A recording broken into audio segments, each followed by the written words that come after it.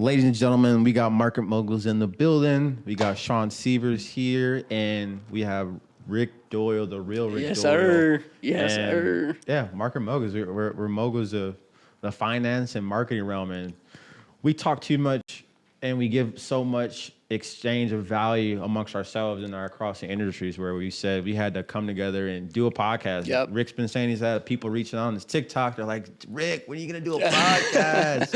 Facts. And we've been talking about it for months, Facts. and we're finally here. And this is the start of some consistency where we put more out than we consume. 100%. Yeah. So. And I thought it was funny because, I mean, I remember just the conversation didn't even start about a podcast, right? Mm-hmm. It was like more so like, I always want to pick your brain on the marketing side of things, like, because I want to be able to get better marketing, right? Mm-hmm. So I think I was asking you just like, how exactly are you monetizing this stuff? Like, what are you charging? Things like that. And then it's so funny when me and you get together because every single time it's like one brain coming together and these ideas just shoot everywhere. And like what we came to the realization of was how much marketing and finance actually ties together. And that's subconsciously what I personally have been building my own social media on. Like, I'm not a social media person, you know that. I've kind of fell into success with it. I'm really good on the finance aspect of things, but I know that learning is obviously, a really big thing. So I think that when the idea came up between me and you of, well, how do we do this, right? I think the podcast was just kind of the next logical step. And I know, like, me personally, I have a big audience that, and I was telling you this the other day, they're like, when are you going to get the podcast going? Like, we're so excited about it, right? And it's just like, the time has finally come. So this is, it's a blessing, man. It's a blessing to be able to do what we're doing, for sure. No, I'm fine. So, I'm glad to be doing Jump on the Podcast because you're one of the people that I had get into an ebb and flow with, even off camera in general. We have a good ebb and flow, 100%. And we always get a bunch of value and ideas of based off our just conversations. Like, there's very few people where sometimes it has to like build to that point, but we have a good chemistry where we just spit out a lot of value. But yeah, we want to share. We want to essentially put on record consistently what's in our brains and put it out on display where we can provide value to ourselves, become better communicators, and provide value to those that might be listening, your audience, my audience, because we have so much going on in our lives and so much things that we're seeing that a lot of people can't see, where if we can point to specifics and give maybe tangible idea of why that might be happening or how to steer away or steer towards something, then that can honestly help a lot of people to the point where they're in their finances, whether they're a business owner, whether they need to get a story out or they see something negative and we can help them see a positive in it, or overall just being able to take that first step. So that's what we can do. That's what we have done for ourselves, and this is where we can kind of compound on. But what were you talking about yesterday? I saw your video you were talking about. I don't know, this is the first thought that came to mind I wanted to ask you about, even on the way here, is I don't know if you saw, but I sent the video to you it was something with Discover. Did you see that video? Yeah. So Discover purchased, or Capital One purchased Discover is what it was. And the deal was like $33 billion. What does that mean? So I had a follower actually ask me this question. What does it mean for the average everyday consumer, right? So from a business standpoint, here's what it means for Capital One. Discover is known as one of the biggest credit card companies on the planet. So number one, what it does for Capital One is they really weren't hitting too hard on, successfully, of course, on credit cards. It was something that if you look at, overall, if you tier this out, what companies are at the top, the upper echelon, if you will, type credit cards, Discover's always been up there. And Capital One's always kind of lagged behind. And so what it does for Capital One is it puts them up there now. It gives them that name and that go-to of credit cards. It gives access to a lot bigger of a client base than they've ever had before. Now, it is kind of a win-win situation too. And what's interesting about it is if you're a Discover person, how's this going to impact you, right? It's actually going to help big time for those people that are Discover, because now where Capital One really excelled was their rewards program. So they have really good rewards for their customers. So what it does from a business standpoint is it creates a win-win. Now for the consumer, what does that look like? There are some positives and there are some negatives. You're going to hear a lot of negatives because one of the things that we're going to start hearing about a lot more is that deal technically doesn't close until the end of this year, early next year. There still is an approval process where it needs to go through the courts.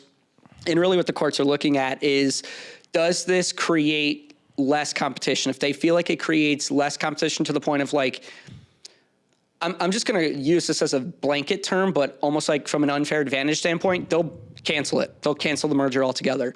Do I think that's going to happen? Probably not. They'll probably allow it to go through.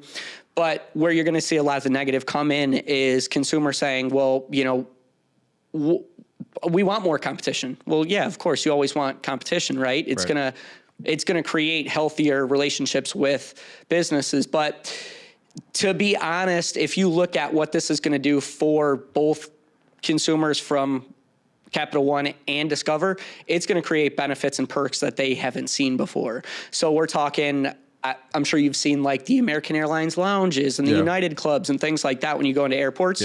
Now, Capital One's going to have that, right? You're going to have travel rewards. You're going to have shopping perks. You're going to have the one negative I will say is you're probably going to see higher interest rates.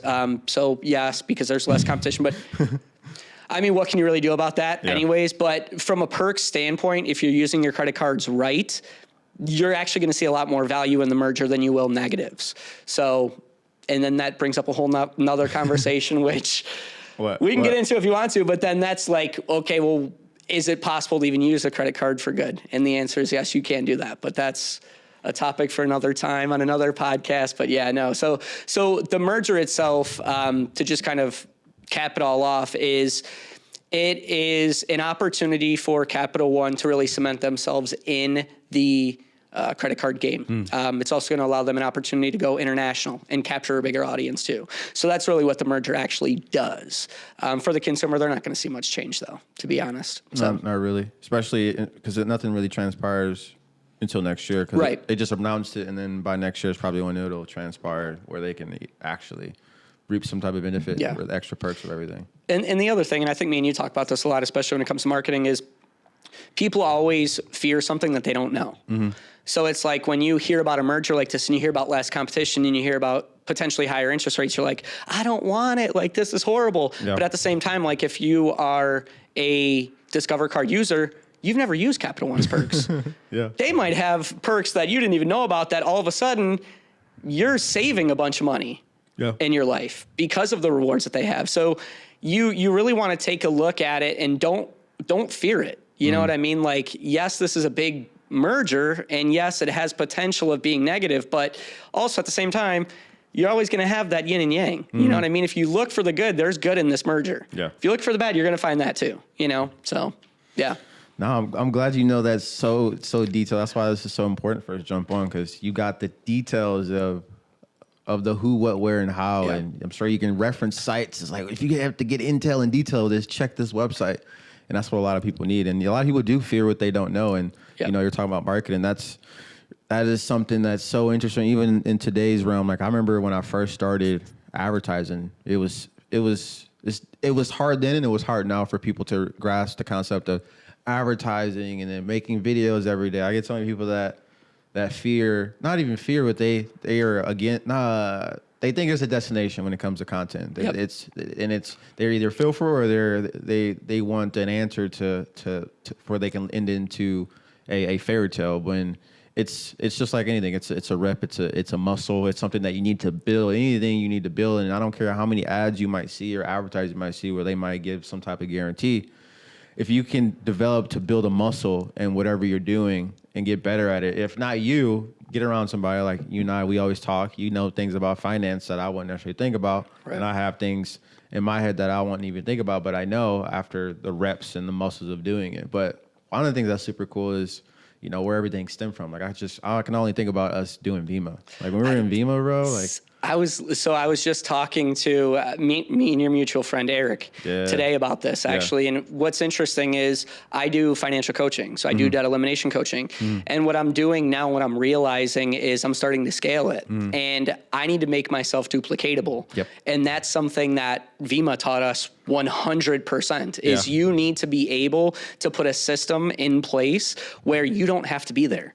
And your work continues to grow. And that's something that, you know, love that company to death. I mean, the amount of information we learned is insane. We wouldn't be sitting here literally if it 100%. 100%. I would be in Michigan still. Yeah. But it's awesome because we were just talking to Martin too about this and how many businesses are out there right now that like they think about content and how daunting of a challenge it is, or, you know, how exactly do I put a system in place? How do I automate this? How do I do lead generation? How do I do all this stuff?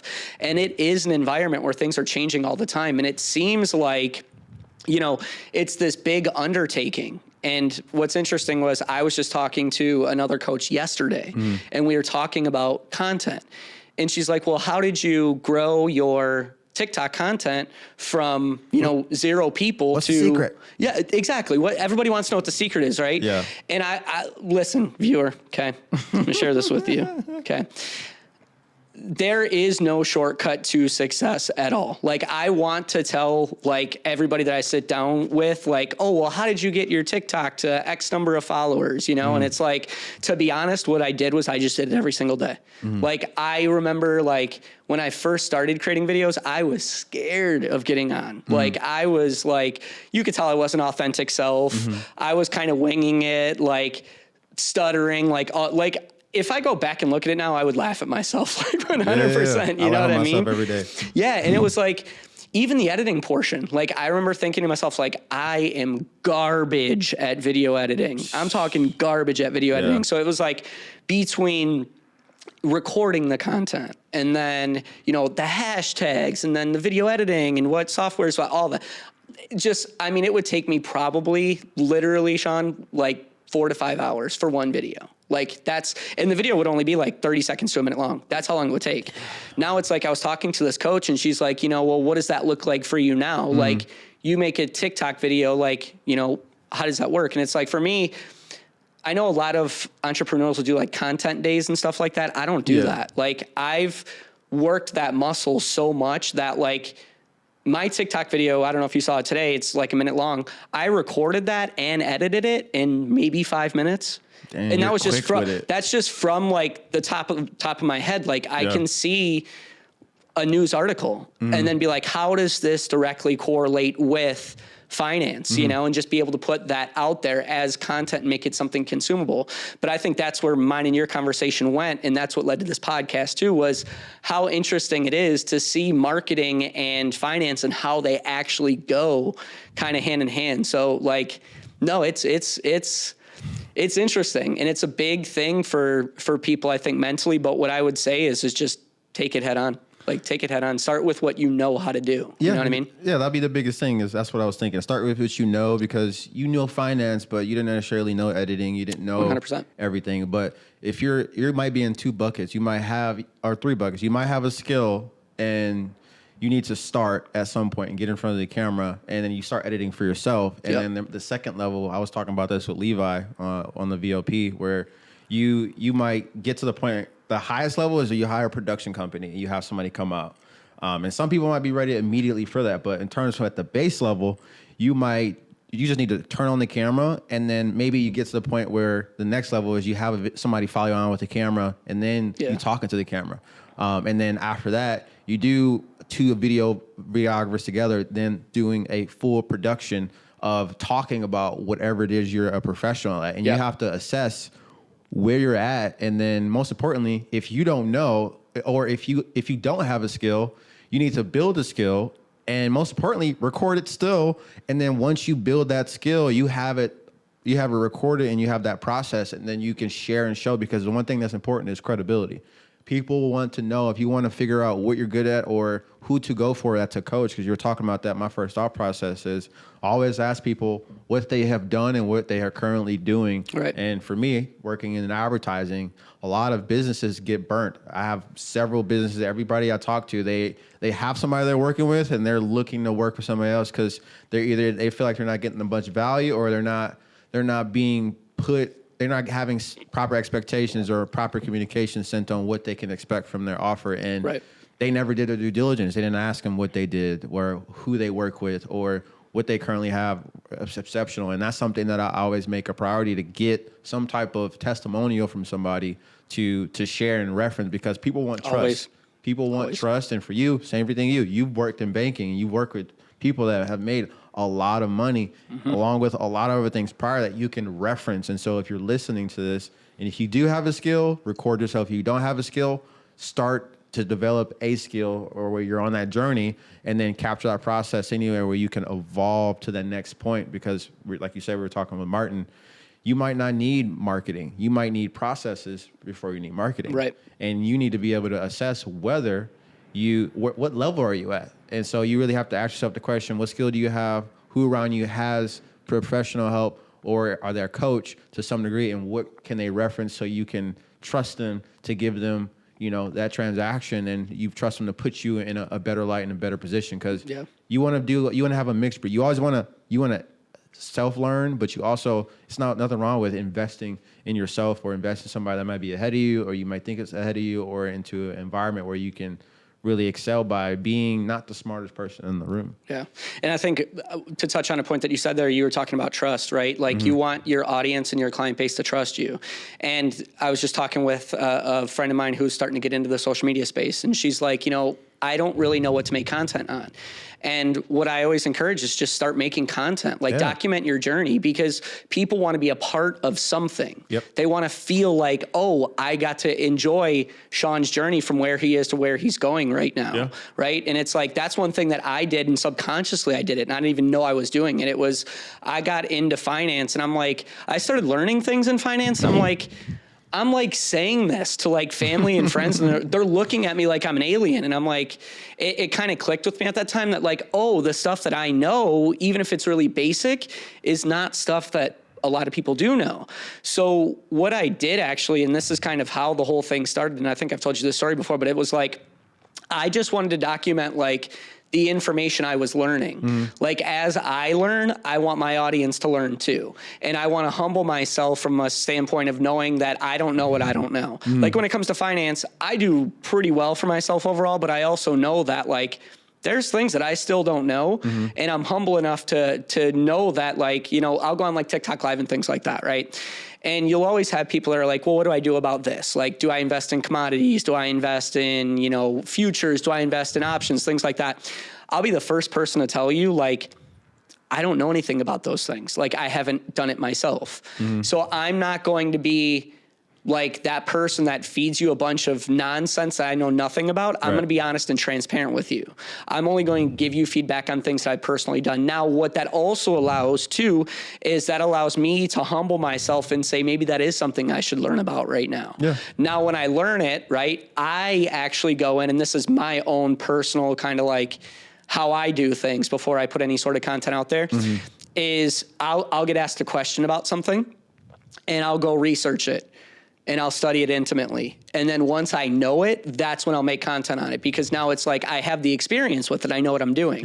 But if you bring something to me and you're like, hey, I want to start investing in this, or I want to do this or whatever in the finance world.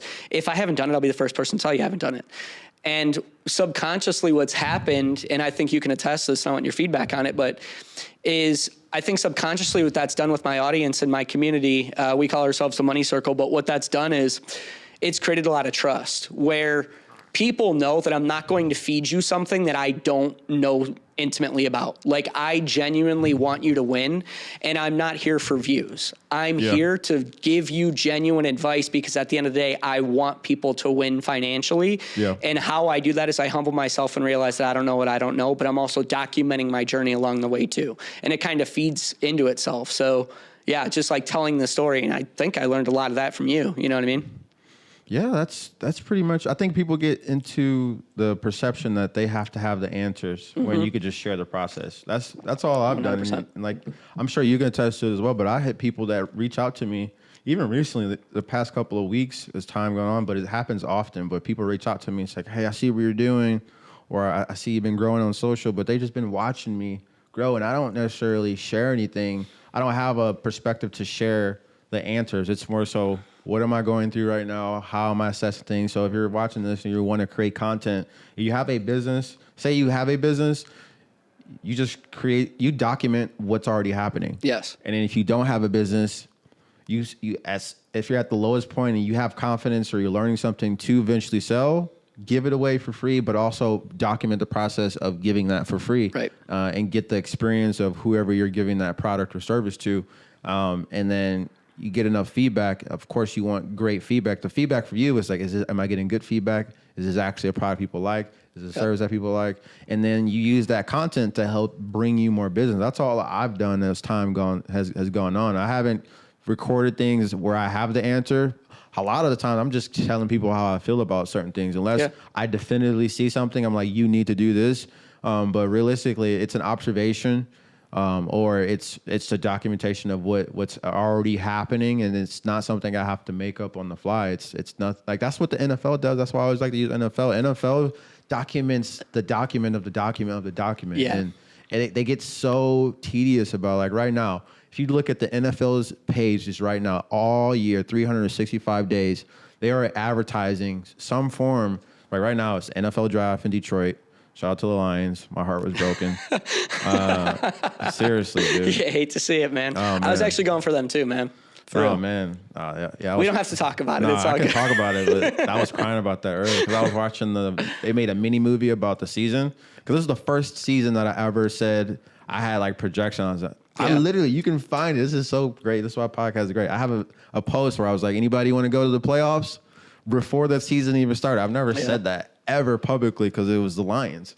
But anyways, every team, you got 32 teams. You got, I say, 100 staff on each team. And 365, you got Little League, you got college, you got everybody from college. There's a relationship from college to the NFL, from Little League. And they are posting content every month, every day of something that has something to do with the NFL, whether it be, like right now, they probably already know. They'll probably know in the next few months who's going to perform with the Super Bowl. And they'll probably start promoting that 6 months before it actually happens.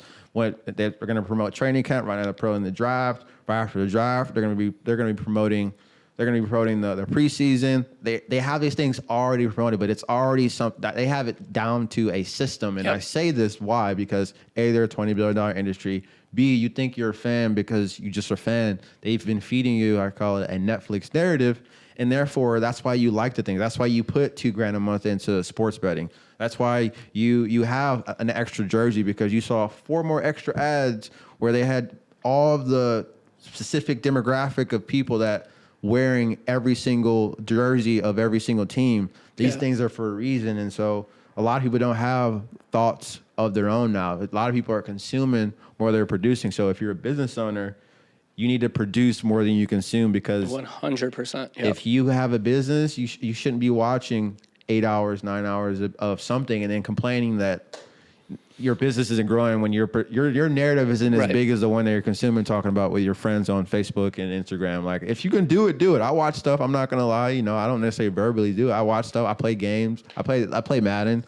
I play Clash of Clans. Do you really? I play chess. See, I don't know. Well, I know you play chess. You beat me every single time, but I don't know you game like that. Yeah, not all the time. It's just chess, Clash of Clans, and Madden. I see the same polarity of I relate to chess. Okay. So in terms of like being a general on the field, and for me, I've always played Madden just to avenge the Lions not being good for that many years. So anytime we would lose, I would have to play 10 games to be like, I have to buy the team. Like, if you look up all my logs from all my Maddens, I played a couple hundred games every Madden online, and it was all with the Lions. So now are you excited about the College Football 25 that's coming out? No, I'm just Lions, bro. I'm just the Lions. It's all grit, bro. It's all grit. It's the saying. It's the Coach Campbell grit all the way from top to bottom. Is a monster. Like I was talking to. So I'm a Raiders fan. born in Chicago, Raiders fan. Saying. You're in Chicago. Well, yeah, Bo Jackson. So that was like, my uncle was a big Bo Jackson fan, right? Yeah. So like he grew up on Bo Jackson and I was always around my uncle. So it kind of was just like given to us, but very similar to what's going on with Detroit. I mean, last time we were halfway decent was like 20 years ago. So like, I think I was like 13 or something like that. But like what we were talking about was how, even from a coaching standpoint, how much coaching has changed. I mean, you're looking at Bill Belichick right now, and he fell from grace big time. Now, am I saying he's not going to get back to where he was before? No. I mean, the guy is arguably the best coach to ever exist. But if you look at what's resonating with players right now, the Dan Campbells are, right? I mean, the Raiders are, as a Raiders fan, we're excited now about Antonio Pierce. Because it's what you're talking about. It's the grit, right? It's you want to be surrounded by somebody who's creating community, somebody who makes you feel some type of way. And that it's represents what you're talking about. 100%. And like, that's like, it's the same thing when we talk about marketing. And that's what the NFL is doing really well right now too. That's a good topip. That's a perfect one. 100%. Because they're doing a good job of, and I watched a Gary Vee video because we were talking about, me and you were talking about the Taylor Swift thing. Yeah, Taylor Swift effect, yeah. And like to just see like how much bigger of an audience they drew in, like televising her is insane. They knew what they were doing the whole time. You know what I mean? And it's like, that's the level of genius they have behind their marketing. You have, Gary Vee was showing this video of a dad who was watching a football game with, I think it was like a teenage daughter. She was like 13 or 14 years old. And he's asking her the rules of football. You know, how many plays do you get to get a first down? And, you know, how many points is field goal or things like that. And she was spewing it off like nothing. And Gary Vee goes, that's the power of what the NFL is doing right now. They don't think how depth that is. They're going for generational customers. Like that's the power of content. That's why you got to go every day. That's why you have to. You don't like. Obviously, it's overwhelming to think about that, but that's the power of you being consistent, jumping on camera, or putting your employees on camera. Yeah. The power you have for your of creating content in and around your business. That's because Taylor Swift, I remember the video we were talking about, the relationships that dads and daughters are going to have amongst a relationship for football with Taylor Swift because they got their attention. Because there's a lot of people that there's a lot of 7 and 8 year olds that got into football this year because they saw Taylor Swift on the screen and they were like, Dad, who is that? Oh my God, is that Taylor Swift? Yeah, she's on the Chiefs. Yeah, that's Travis Kelce. Yeah, like it brought attention to something they didn't care about, and that is what the power you have when it comes to your business, when it comes to recording. Like that woman that you said you were speaking with. Yeah, she's like, how did you grow it? Well, you talked about any and everything in and around, based around your strengths. In this case, it was finance. It was your experiences, and so and behold, people you have the money circle. You got the money circle of people that represent, you know, part of your journey to some degree. But that is how you have to, that is the impact. If you need to look at that, ask the next 7-year-old you talk to and ask her if she knows who Taylor Swift is. Did she watch football this season? Did you watch football prior to this? And then you'll see, and this is why you can't downplay content, because I sit in front of so many business owners, they just don't comprehend, or they're like, I don't see the value, or I don't see this. I'm like, you got to pay attention to the monsters. You don't see it, but you're consuming it. Right. What are you doing? Right. You don't see it, but you're consuming it. You got to pay attention. Yeah. Oh, well, and it's, I think me and you had this conversation because for me, for a long time, I didn't monetize my content at all. Yeah. Like it was just something I really enjoyed doing. And I remember sitting with a client while I was working for a bank, and he also had a TikTok. It was funny. He walks in and I'm like, I know this person like right away. So he sits down and I'm like, where do I know you from? And I had a TikTok page and he had a TikTok page. Well, come to find out, like he has a really big following and I came across his stuff, but just recognizing that, and I probably only saw 1 or 2 of his videos, but that goes to show you the power of just what that one video did for me to have that mental image. But so he sits down and I'm figuring out like how to monetize my social media, my TikTok. Because at that time I wasn't doing any brand deals. I wasn't doing anything. It was just, let me just make content, like that type of thing, and just give this back, you know, just kind of educate people and document the journey. And we were talking about brand deals. And I'm like, what do you charge on a brand deal? And he goes, I charge $3,000 for a 30-second video. And I was like, Crazy. now limiting belief in me was like, are you like, there's no way I could do that. Yeah. And I'm like, well, tell me your method. Because again, I'm a student of the game. Tell me what's going on that you like experience that, and like, what's been your, how are you getting this type deal? And he goes, well, think about it like this. He goes, you're making a 30-second video that's going to live on the internet forever. Loop. So it doesn't matter if you made this content like 5 years ago. People are going to continuously see this. And especially if you're giving it to a brand, if you're selling it to like, I don't know, I'll just throw a random brand out there like Kraft. You're selling mac and cheese or whatever. That's going to live in their vault for decades. They can use it at any time. And like, if your audience is 100,000 people, that's 100,000 people at least that are going to see that. So if 10% of those people buy whatever it is, that's income enough for them right there. And once he said that, it kind of like clicked for me. And then you really put it all together when we had one of our first conversations leading up to the podcast. I was talking about analytics, and I didn't know the first thing about analytics. And then me and you had this conversation, and I go home and I'm looking at like my TikTok analytics. And I'm looking at the time that people spent watching my videos. And it was like, I can't even remember what it was, but I know I could tell you in 30 months, I'll check it right now, but I can tell you in, let me make sure the volume's down. You guys might hear some shit. But no, in 30 days, I got like 200,000 views in 30 days. And that, coming from somebody who doesn't know anything about marketing, thinking about that number is insane. You got 200,000 views. I say in a month with somebody who was camera shy, who has no idea how to ever video edit, was just documenting the journey. And now I look at this and it's just like the numbers are just insane, And it's like, but that's the power of compounding too. And that's what you talk about so much is people think, I'll look at those analytics here in a minute, but people think that like, and I just had this conversation recently, like that you don't have something to share.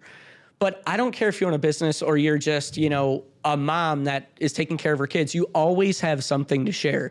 You always have a perspective that somebody can relate to. That somebody who's struggling with what you're struggling with needs to hear that voice.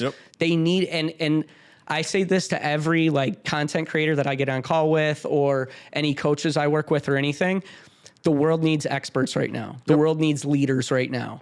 And in my personal opinion, if you're somebody who's not sharing what's going on with you, of course, assuming that you want to, I'm not saying everybody should do this, but you don't have to. But if you have the ability to do it and you're not doing it, it's kind of a selfish act. Dude, because people need you right now. But to speak on that really quick, because here's the double-edged sword, because there's people you don't have to share. But at the same time, you go about asking what can be changed in the world, how bad the world is, how bad this is, how bad that is. If you have that same tongue, but you have a gift or you have a story that to be shared, a perspective that could be related to, it's not about being in the light of perfection, but your perspective could help bring more light to the world that could take away from that negativity that we all have some type of a complaint towards. That's why for us, it feels, again, we always talk about it, it feels an obligation to jump on camera for many reasons when it comes to content as a creative agency, to just being a producer versus more of a consumer, because there's enough consumers in the world. We need more producers, and part of producing is just sharing your story. And your story could be as simple as getting up and go and get coffee, and you had a good day, you had a bad day, and that's how you made it through that day or that adversity, and I get to see tomorrow. It's simple as that. But the point I wanted to say, to go back to it, if you have something negative to say about how bad this world is, but you choose not to share your story, what are you doing? Like, what are you doing? Because this is what you can be doing right now. You're part of the issue. Yes, you're part of the issue. And I think like that's what got me on fire about finance was, obviously, being in VEMA, we were given your wish is your command. And I remember listening to that, and I always knew, coming from Chicago, like always, like it's a really rough city to grow up in, really rough, and it's hard to get by there. And I remember listening to this audiobook, and Trudeau's talking about how it's unfair that, 97% of the world's wealth is harbored by 3% of the population. And of that, 3%, 2% doesn't want the secrets of success to get out because they don't want the competition. And for me, once I learned that, I realized the magnitude and scale that we're up against right now from a standpoint of these people who have a lot of money are putting things out to keep us where we're at right now. And the only way that this dynamic can shift is if power is shifted to the side of the good. But the only way to do that is money makes the world go round. I mean, it does. Me and Martin were just talking about this where it's like, people think money's the root of all evil. It's not. You need money to be able to fund things like charities or things you're passionate about. And there's this fallacy of like, well, if somebody has a lot of money, that they're an evil person. No. Like, if you want to leave a positive impact on the planet, you have to have money. And I think that's where like the whole trigger for me came in financially, is like, I want to be part of the solution of making the world a better place. And it just so happened to work out that like, finance was something that at the time of listening to your command, I wasn't really so financially focused, like learning about it. Of course, I wanted to make a lot of money, but we were in marketing and business at the time. So I wanted to learn more about that. Right. But what I realized is over time, as I learned more about finance, I was like, there's a big need for this. And then I realized, okay, there's a lot of negativity out there. Let's create something in the finance world where it gives the power back to the people to be able to use money in a way where the dynamic shifted. And now you're seeing a lot of good people with money. And now the dynamic again is like, you're not seeing as much negative, you know what I mean? So that's like where my whole thing came, you know, but at the same time, what I'm realizing now, and I think subconsciously, I wasn't realizing I was doing this before, is I was being the person that I needed back then. I'm being the person I needed back then. You know what I mean? You're in a different season and you're in a different reason. I always say everything has different chapters because those chapters are responsible for the first book as well as many of books that you're writing. Like you were saying, like there's a lot of people that came from, example, Vima, and that's part of telling the story. Part of telling the story, Vima was something that was very valuable to us. And a lot of people like shout out to Alex Morton. He sat here as well, talking about when he came from Vima, he was talking about, he posted a clip talking about how so many people came from Vima and they're now doing so many magnificent things. And it wasn't built perfect. Alex didn't say the right thing all the time. He was learning as well, but he was growing through that process. But that adversity that I went through where, you know, things went to a halt and then that company had to downsize and all those different things, FTC, but there was so much value that came out of that adversity. Like I just had, you remember Jamie Churio? I do, yeah. Yeah, I just came across him and he's doing phenomenal. Yeah, he's doing life insurance right now. Yeah, he did. Yeah, I did that company. That's a really good company. Yeah. Yeah. Like I saw him, he just followed. I was like, dude, I haven't heard his Jamie Churio like the serial in so many He's with Grady. Oh, I didn't know that. Oh, yeah, I didn't know that. Yeah, so Grady's over there too. But the point is the compound. There's so many people that came from that adversity, and we're all telling our story, and that's part of our story. The same thing with your business. You might have an adversity that you might have endured. That's part of your story that needs to be shared because to share something that you went through you might deem is not the best or the greatest it's a power to somebody to share and show that they're not by themselves, especially in this AI field work. Because there's going to be more things fed to everybody that they feel is perfect, which is going to bring more obligation for us to share and show, you know, the flaws in us being human, because that's what people appreciate. That's why you cry when you see a movie. That's why you laugh. That's why you do all these things. But us people that might be in the business world that want to do some entrepreneurial or they're going through something that's hard is to share that it's gonna inspire somebody, because a lot of people don't have somebody in the home. A lot of people's information source or their guidance is their phone. 100%. And if they see one clip, they see a clip of what you're saying or what I'm saying, that could help them move forward, whether it be for their business, whether it be, wow, you know, Rick went from here to here. He had this adversity. Right. Same thing for myself. And that is what you got to get in the habit of sharing. Not just that, but there's many aspects. It's not just the perfection, because people think camera, they think I have to be perfect. I have to be I have to have the answer. And it's not even when you turn a camera on, like right now, this is not scripted. I'm talking as we speak, and I don't know what's about to happen next, or let alone let's speak next. Literally, but yeah, like literally, I was driving here. I'm like, I have no idea what we're about to talk about, but it's gonna be legit. It's gonna be so legit. No doubt in the world. But that's what it takes, though, too. Like when you think about like anybody that's thinking about making content right now, right? Like, when you first start doing it, you have no idea what you're doing whatsoever. It's really uncomfortable. It's like, I don't even know if this is going to stick. I don't know what people are going to think. Like all those like voices in the back of your head, they're all going to be loud, super loud, because it's something that you've never done before. You're getting out of your comfort zone, right?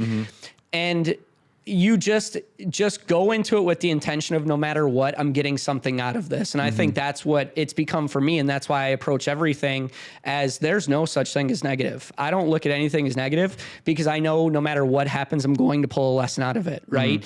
And I look at the same thing for investing too. Have I made money in investing? Yeah, I've done pretty well. But at the same time, I've learned pretty painful lessons too.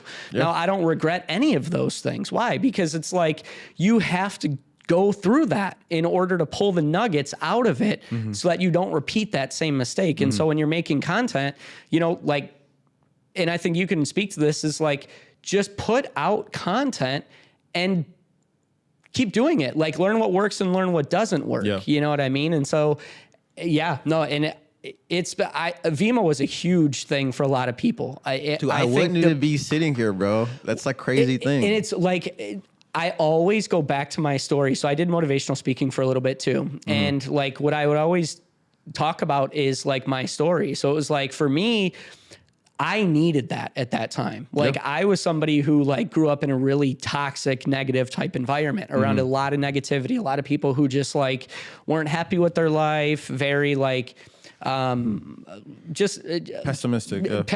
Yeah. Great word. And that's what I was destined to become. That was literally what I was destined to become. And I remember, I reached this spot where, I was just in this really dark place, and I got a call from Eric, and he's like, "Hey, you need to come visit Flagstaff. Just take your mind." And it was never like a sales pitch or anything. It was just, come take your mind off this right now. Come, you know, reset. Yeah, exactly. Yeah. And so I remember like going out there, and there was just this group of just positivity, just optimism of people that were younger than I was, that were doing really well for themselves. And to plant somebody like me, super pessimistic, into an optimistic environment, it was like the skies opened up completely. Yeah. And I experienced something different. But without that, I wouldn't be where I'm at either, you know? And so it's like, it's so crucial if you have a story to share that story. Even if you think people can't relate, there's a lot more. There's 8 billion people on the planet? Yeah. Trust me, somebody's going through what you're going through right now, you know? And I think I think it's something that every business should be sharing. Is I don't care if you just made your first dollar, if you're setting up, you know, the systems, if you're talking about a product or whatever, talk about something. People want to be a part of what you're doing. They want to be a part of that community. Yeah. You know, that's part of why when we were doing network marketing, it was so exciting, because at the time it was so exciting because we were part of something bigger than ourselves. And 100%. Then we had optimism to feed off of. We had a new perspective to paint for ourselves, to bring projections to our lives based off of new perspectives that we never even endured or encountered before. And so, and then, you know, with the YPR, that was that idea, just tangibly the name, and then what it meant. We had the Young People Revolution. I don't even think we knew what we were doing at that time. I know I didn't. I had no idea what I was doing at that time. And that's the thing. For me, that season of life, to me, was I was getting over the fact of talking in front of people, let alone getting to this point where I was like, oh, I got to get in front of people and talk on stage, or talking to a room of 20, 30 people. And that time was my catalyst for that, because I was cool with a lot of people, but I didn't necessarily know how to public speak. And then I thought I was going to have that peak in high school where if I do it enough, I wanted to, because it bothered me that I wasn't able to do that. Where that's why I said I want to do more podcasts, because doing more podcasts, having dialogue like this, being okay with the camera, has put me into the point of where it doesn't necessarily really matter, because it's that muscle. It's the muscle of doing it more, and I get better at it. But it all started with jumping into a meeting and then seeing Eric Schultz, and he's like, I'm going back to Phoenix. And I was like, this is interesting. And then opportunity and being able to have some type of control. But that was a catalyst for me to really, that was when I started building that muscle. And now that muscle is way stronger, and it's by no means perfect. It's definitely still in the works. And like, this is the third one this week, but I can already feel a shift in how I'm talking now compared to that first meeting to my YPR meeting all the way till now. But that chapter in my life had a significance, and you got to bring emphasis to every chapter. So whatever chapter you might be in right now, you got to realize you're writing a script right now. Mm-hmm. Like I posted on my story today, I said, I'm writing a script the world will love. And when I saw it, I was like, people probably think I'm like talking about literal scripts, but I'm just talking about the day to day. Like, what am I going to write today? And what is that? Is this going to be the catalyst in my story? Is this leading? Where is this leading into my next chapter? Is this going to lead into my next book? Metaphorically speaking, that's how I look at every day. And if people treated their lives like that versus something that's pre-written, even that bad time. Yeah. Like I remember when Vima went down, and it was like this whole thing, and then that was like, oh my God, it was horrible. The ground it just crumbled. Soul was taken from me. Everything. And everyone was trying to do a different company. I was like, it's not the same. I'm like, it's not the same. Did you end up jumping to different companies? Yeah, I went, where did it go? I forgot. It was like a company that had aloe vera in it. Or, are you talking about, I think it was Jeunesse, bro. I know we went to Jeunesse. There was like two separate companies, and then after that, I was like, I don't think I was like, this season's over. I knew the season was over. Yeah. I was like, man, because I was gonna go to YPR to the death. But then like what we're talking about is like, look what happened, look what came out of it. And I think moved that here. 10 times out of 10, I would make that decision every single time. Even though like, so part of what got me on the finance journey was, and I don't even know if I've shared this story with you, was I was probably like 4 months away from getting car qualified with Vima. Mm-hmm. And we had that house in Flagstaff. So everybody in the house was doing Vima. We were all doing really, really well. And we had a house truck that everybody was using. So we were all sharing one vehicle. And we basically had a party, and one of the team members that I had on my team stole the truck and actually crashed it and totaled the truck. Damn. So we had to get cars. So I'm like, listen, okay, I'm 4 months away from qualifying anyways. You're like, might as well. So I might as well just bite the bullet. I'll pay for this car for 4 months, and then the company will pay for it the rest of the time. And it was a AMG Mercedes. It was a really expensive car. Yeah. Loved the car. Loved it, right? It was but great. Then same thing that you experienced. It was like, I remember like getting that news, and I actually went to the Vima headquarters in Tempe. You're like, nah, this ain't it. Bro, like, I kid you not. I went there because I'm like, I don't believe this for 1 second. Yeah. So I go there. They have the FTC like signage on the door, like this business is closed. They got like, chains on the door, bro. Like, and it was real at that point, like real, you know? Crazy. But what was interesting is I'm like, well, now I'm stuck with this car payment. And what am I supposed to do? I haven't worked a 9 to 5 in like 6 years. Like, this is really weird, for right? The past 6 months. So yeah, but again, I still wouldn't trade any of it, because that, without going into the level of debt that put me into, I would have never even cared about the finance industry, let alone know how business worked, let alone know how important networking works and how marketing works, like none of that stuff. So even though from an investment standpoint, like people always want to say like, you know, what's the best thing to invest into? And I'll say, I don't like to just like give, you know, like if somebody approaches me in social media or whatever and says, you know, what should I invest into right now? If I have $10,000, what should I invest into? I can't just give a general answer to people. I can't, because there's more that goes into it. Like, you know, what's your risk tolerance? What's your time horizon? You know, what's your financial story before I can give you that?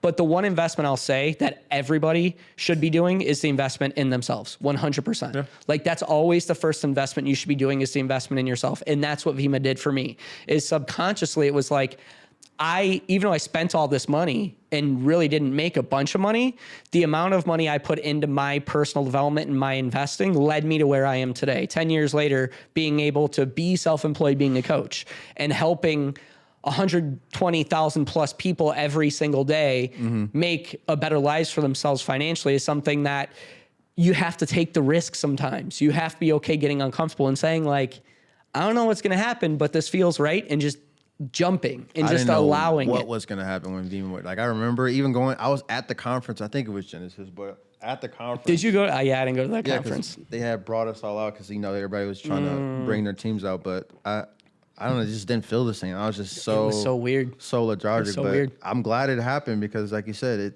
that's the thing. If I had to give one skill that you could firmly invest in, let's say if you don't have or you're unaware of whether you're good or great at it, is your people skills. Because for me, that's what Vima did for me. I talked to so many people, and I got an idea of just how, whether somebody was self-serving, not selfish, to, this person was mean, this person was, and now I have an idea of who somebody is to a degree where I don't necessarily need to hang around that person a long time to get an idea of who that person is. So between what they say and how they act, that for me, that's a lot of what I pulled from Vima after talking to so many people, following up, doing all these different things, where now it's not even second nature, but that investment of going through all of Vima and then doing all the different things, leading up to that point, having the sales jobs, that was the biggest value point from there. So if you're somebody young and you're like, what should I invest in? Bitcoin? Sure, you could do Bitcoin, but if you're early in the game and you don't necessarily know what you get, it's the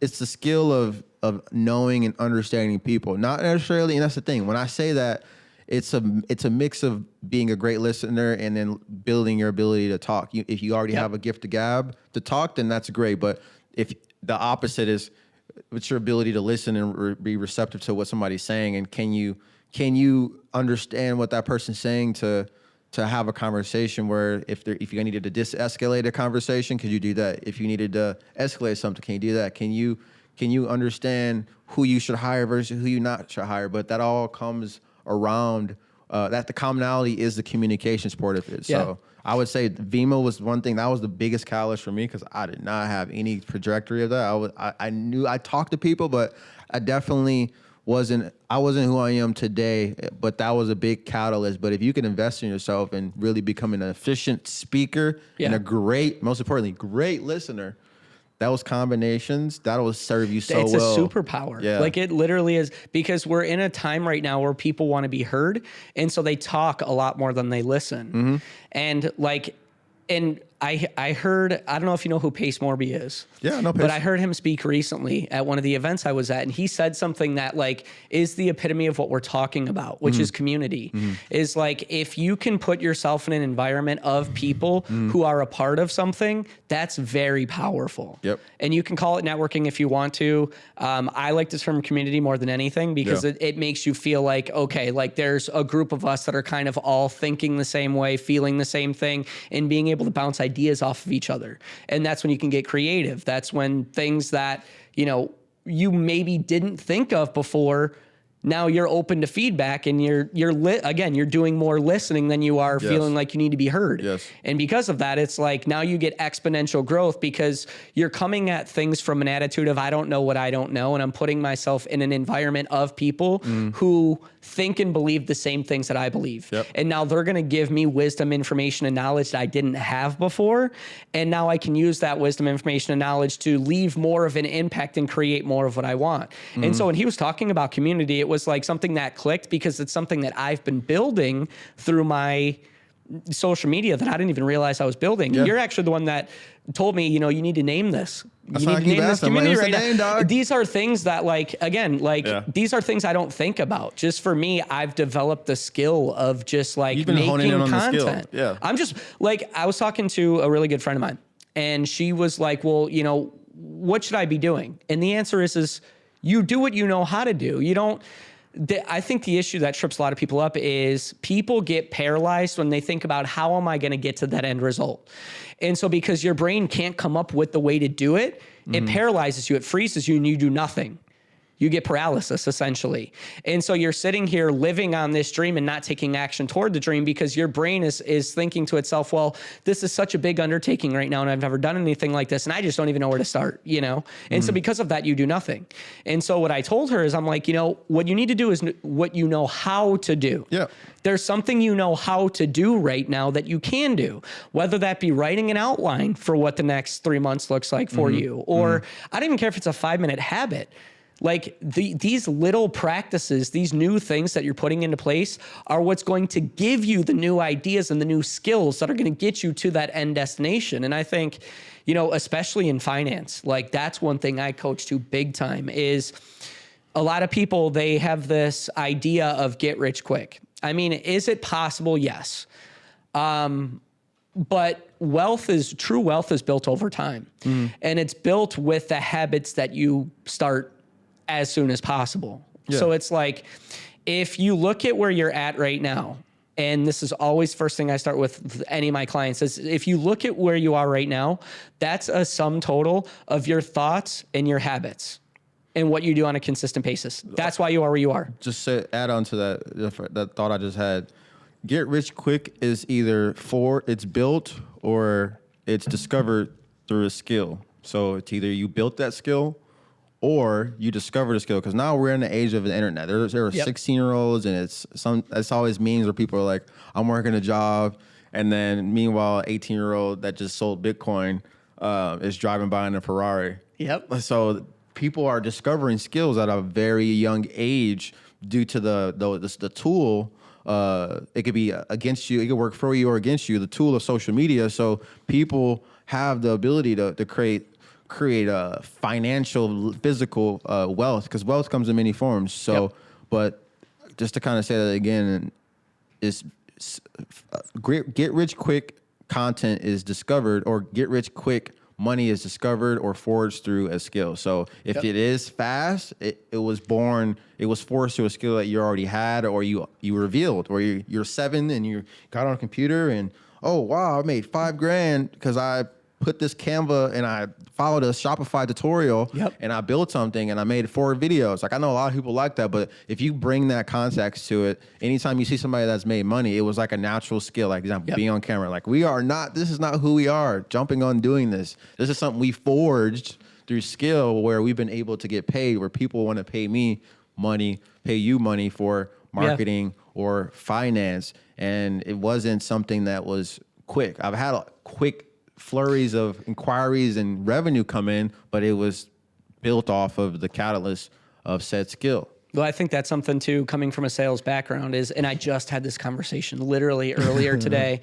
I have this friend who ridiculous at sales, like totally, he can go to any company and immediately make 6 figures. It doesn't matter what he's selling. The issue is that he always finds himself in the same position of living, you know, paycheck to paycheck or commission to commission, whatever you want to say. And I think the part of the reason why that is you have to find out what you're good at, like from a passion standpoint, and hone it. Like, yes, you're good at sales, but what exactly are you selling? Because whatever you're selling needs to be something that you're going to do over and over and over and over again. You shouldn't be looking for, I'm going to jump to this company because I'm going to make a lot of money. That's not built on a solid foundation. It's built on, I'm going to go chase money. And when you're chasing money, money's eluding you. Think about the term. You're chasing money instead of allowing money to come to you. But money will come to you if you have that skill. If you hone that skill and you get so good at it that it's like me financially, what I realized is it's like, I love finance. I love it. Like, I would talk about it for free.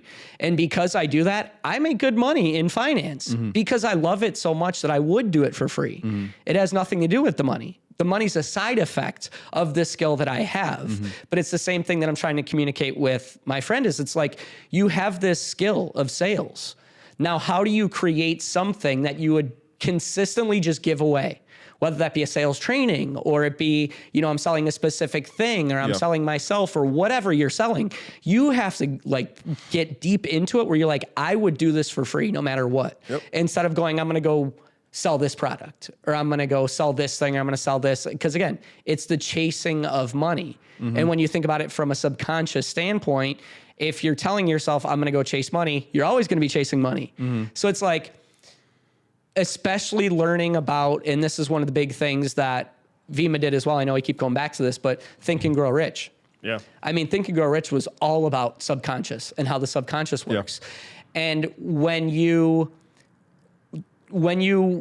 really start to break that down and you start to like examine the words and thoughts that you have, you start to see why you're having the money trouble that you're having. Yeah. Like one of the things I'll do when I'm working with a client is I want to hear their story. I want to know from day one, when you first heard about this concept of money until right now, what's going on? Like, tell me, like, what do you feel like? How do you feel like you got where you are? You know, what do you feel like are some hiccups that are happening in your life? What's your thought process behind money? Because just with the verbal answers I get, I'll know right away subconsciously what's going on. And it doesn't matter if you go and get, you know, you hit the lottery and win $5 million, you're going to wind up where you were anyways. Because you have those subconscious limiting beliefs that are holding you where you are financially. And until you get rid of those, you'll always be where you are financially. Right. You know what I mean? So it's like, even money is a deeper conversation than just the tangible aspect of it. There's a lot of thought processes, mindsets, and habits that go into it. And unless you have those skills, because that's what they are, they're skills. Yeah. They're money skills. Unless you have those, it doesn't matter to me if you win the lottery. It doesn't matter to me if, you know, I had another client who is in real estate and he's like, well, you know, he did a fix and flip and he made $120,000 in a month. And then he's like, oh, well then the next month, you know, I was basically back to ramen noodles. Like these are the habits that I'm talking about. It's like, I've worked with clients that are making $2,000 a month and I've worked with clients that are making $600 million a year. And the common denominator in all of them is mindset. Where are you mindset wise? And that can be, we don't even have to talk about just finance with that. No, that's everything. Anything. That's why it's important. That's why investing in yourself is most important. And the one thing I wanted to speak on that you were saying, because you're saying don't chase, because I was thinking a bit about somebody that has no skills. I don't necessarily, shouldn't go at things chasing. It's like, don't chase money, but look to develop a skill. So if you are on the spectrum where you don't know what you're good at, or if you're even good at anything, you don't even have the self-awareness. If you start something, don't go at it where you want to make a lot of money, but go into it with the expectation of learning a skill. Like because I'm thinking about it and we're talking about it in the sense of reflecting. If somebody's like out the gate, go at something not to make a lot of money. Of course, there might be a byproduct. Like if you do sales and you're good at it, you're going to discover as a byproduct that you're good at sales, or you can become better at communicating. But anything that you do job-wise, look to develop skills, especially if you're younger, because when you get older, a lot of people have chains in their minds, and it makes it's just harder as you go through more chapters in your life. But if you already have the foundation of going through different seasons of life and adding new skills to yourself, you're adding more assets to yourself than liabilities, where you could be a 25 or 20-year-old or 45 individual, but you have the mindset of forging new skills, whether it be, I'm gonna learn how to type, I'm gonna write something, I'm gonna learn pickleball, I'm gonna hike, I'm gonna learn how to be more aware of a person, I'm gonna have a better relationship with my wife or my significant other. These little things, and that's how I look at things. Like every 30 to 60 to 90 days, I always assess things of where I'm at in my life and things that I want to like forge and get better. Like I have my competition May 5th in North Scottsdale for powerlifting. That's dope. But I've already made the commitment. After that's done, I want to either commit to boxing or boxing. Yeah, that's boxing. Okay. And then just start training just in general. And or get on a league for pickleball. Because I developed a liking for pickleball because I play with my girlfriend, and that's going to be a season of my life, and I'm going to learn a lot. Because one of the things I told my girl, and I say it intentionally with her when we played, because the first time it was like crazy because we went on there, it was like pros, and they were like, oh my God. But I told her it was an opportunity for us to grow our relationship as a dynamic, because it's not just it's not just us being together, but in terms of the what it represents. You want to forge a relationship, a skill to be a better communicator with one another, how you coordinate things, and that's how you should treat your life. That's how you do one thing, it's how you do everything. And then to build off that too is like, it's so funny how much like, again, like this whole thing is built on marketing, right? And it's like, you're talking about pickleball and how like you can market yourself as a pickleball player. You know what I mean? Like, even if it's like a journey of like, hey, I just started to eventually building up to like, I'm a pro or whatever you want to do. Right. But then at the same time, you're also giving an example of, you know, the dynamic that's happening with you and your significant other, right? And how it's helping you grow together. That's a whole nother story that you can go into from a marketing standpoint. And so all this stuff really, when you look at marketing, is a story that you're telling that people want to be a part of at the end of the day. And it's like one of those things that like you want to, and I learned this from, you talk about skills, right? You want to hone that skill. You want to, even if you're just starting, you want to eventually get to a spot where you're the best of the best. And I learned this from Michael, the buddy that you'll meet here pretty soon. But there's a difference. I had a detail business back probably, I would say, right before I got into finance. I had a detail company. And when I first started, I think I was charging like $75 for a car, no matter how dirty it was. Like that's... And this is before I even met him and like partnered with him or anything like that. And he was charging $250 per hour he was charging. And when you think about that, that's crazy, because to detail a car, I was spending probably 5 hours, right? For what is that? 75 divided by 5. I don't even know what that number 12, is. So it's something like that. Yeah. But it's like, it's worse than minimum wage, but that's what I was doing for a business.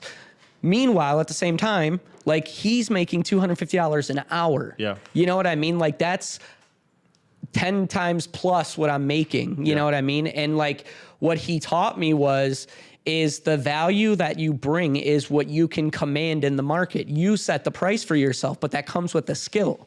When you have the skill, you can charge what you want.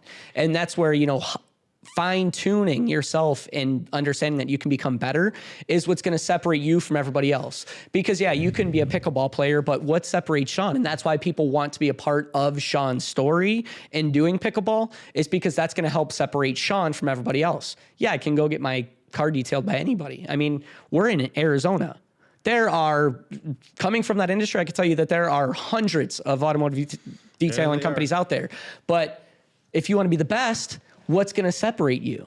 And that's going to be the value you bring. The story. And the story. Yep. And that's where, again, the marketing thing goes hand in hand. So, and I think once you develop that skill of marketing, that's when it becomes easy, where you go from, you know, in my case, the 5 hours it would take me to make one video to 5 minutes, because it's a new skill. And now I can use literally anything and make content from it. Because at the end of the day, I'm just sharing what I know now. And I've honed that skill to something that I can now use to create a higher value for myself. You know what I mean? So it's just like, I guess all this stuff to just say, like, if you're somebody who's sitting at home and you're like, well, what do I do? You know what I mean? Like, if I'm paralyzed, I don't know what to do what you know how to do and document the journey. That's what I would say, is just do that, because you think that your voice is insignificant and it's not. There are people that are going through exactly what you're going through, and they need that voice. They need somebody to stand up and be a leader and say, like, you're not alone. And now you're a part of the solution, and people are going to follow you because you've stepped into that leadership role, and people want to follow somebody who resonates with them. Now it's your turn to become a market mogul. Yes, sir. Boom. Market moguls. Let's do it. Fire, dude.